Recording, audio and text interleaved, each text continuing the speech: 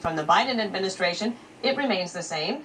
America has seen a spike in cases with the Omicron variant expected to peak by mid-January. Lines to get a test exceptionally long, people being forced to wait hours just to get swabbed, and it could take days to get the result. On top of all that, there is now new mixed messaging from the CDC. Last week, the agency slashed the isolation period to 5 days for asymptomatic COVID patients, but now that guidance is being directly contradicted. What we do know is that the PCR test after infection can be positive for up to 12 weeks. So that is not going to be helpful. You're not going to be transmitting during all of that period of time. We've seen that in study after study. There has been some concern about why we don't ask people at that 5-day period to get tested. That is something that is now under consideration. The CDC is very well aware that there has been some pushback about that. And after backing lockdowns and mandates, some Democrats appear to be taking a different approach to the pandemic. We have to live with COVID and modify our behavior because another variant comes out. What are we going to do? We're going to shut down our city? We spent $11 trillion on COVID. We don't have another $11 trillion. It's time to live with COVID. All right, so we're going to take it around this box situation that we have for another couple of days here. Judge Janine, you know that saying, if mom isn't happy, nobody's happy? I have a feeling that moms across the country, that they're furious. They've tried to do everything right. They've been patient. They've been vaccinated or they've been taking precautions. And this past week was just a complete disaster when it came to testing. And all that anxiety about trying to get back to school, get back to work, it's all falling on these parents' shoulders. Well, it is falling on their shoulders, you know, and Happy New Year, everybody, you know, and welcome to year 3 of COVID, which I simply can't believe.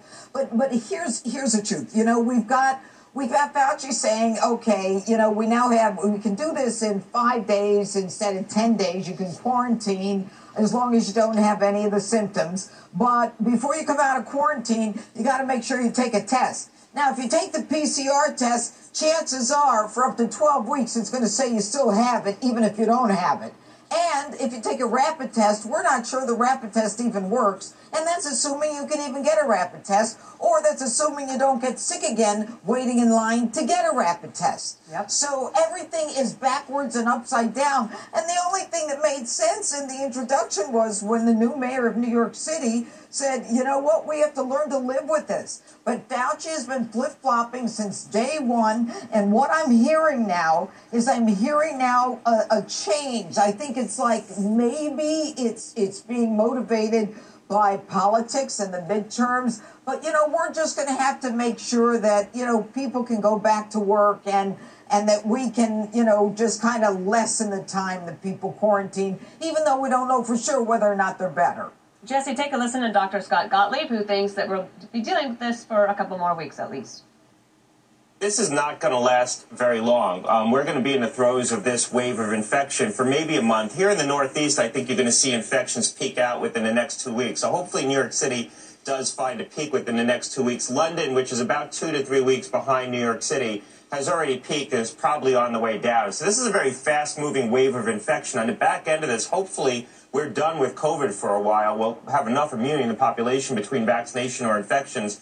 So we really need to get through this month. So, Jesse, before Christmas, the Biden administration said they're going to get 500 million tests and send them out to Americans. But by the time those tests get there, if Dr. Gottlieb is correct, then it will be on the back end of this surge. Dana, there's the science, and then there's the science that people say is the science to get you to do what they want you to do. If you can tell the difference between those things, you'll be fine. And now vaxxed Democrats are getting breakthrough cases of the cron, and they're having a breakthrough case of clarity, and they're saying, wait, I can tell the difference now. Maybe we shouldn't be shutting schools down. Maybe we shouldn't be firing nurses. Maybe vax people can transmit this thing. So you're seeing now a retreat in the war against the virus by the left, and they're circling back to where conservatives have been for months, if not years. Forget about what they say. Look what they do. AOC flocked to Florida to party in Miami. She didn't go to California. Does it seem like AOC is taking Anthony Fauci seriously? Not even Fauci is taking Fauci seriously. He slashed the quarantine time in half because he said, we don't want to upset the economy too much. Whoa! That all of a sudden is a consideration? And now the experts are saying, wait a second, masks might not be effective.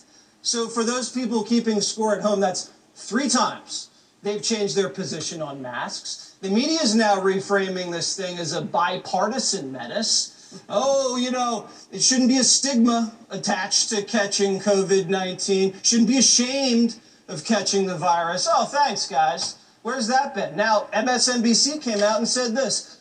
The flu can still be dangerous, but we don't reorient our lives around the flu. It's basically what Donald Trump said 2 years ago, and he was killed for that. CNN just came out with a report today. You know, if you lose weight, you might help by beating COVID. I mean, we've known that for what, a year and a half? Where have they been on this? Joe Biden finally said, you know what, guys, it's governors, they're on the front lines. Governors really, they're really going to have a lot to work to do here. Isn't that Trump's position?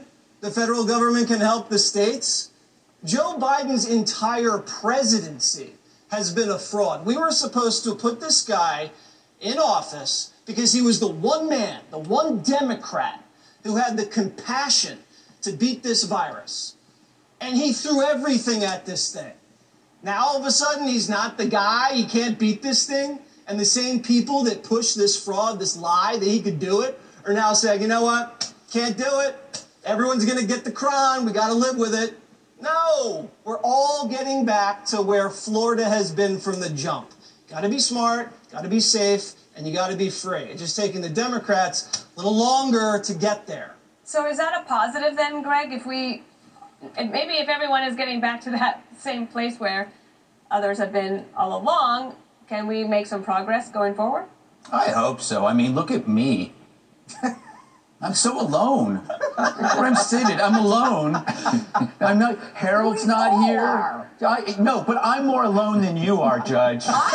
I'm more alone. I'm the real victim. I've been out sick. I've been out sick for 8 days with the flu. So I'm not getting any sympathy from anyone. I can't say, oh, I got COVID because I tested negative. So now I'm sweating like an arsonist. I cough like a casino smoker. Nobody cares. And I'm sitting here alone like a brain cell in Don Lemon's skull. I'm like the only non-sex offender at CNN. I'm so alone. But see, it is infuriating that the Democrats and the media are suddenly getting it. But it tells you that rule that nothing ever happens in the world unless it happens to them.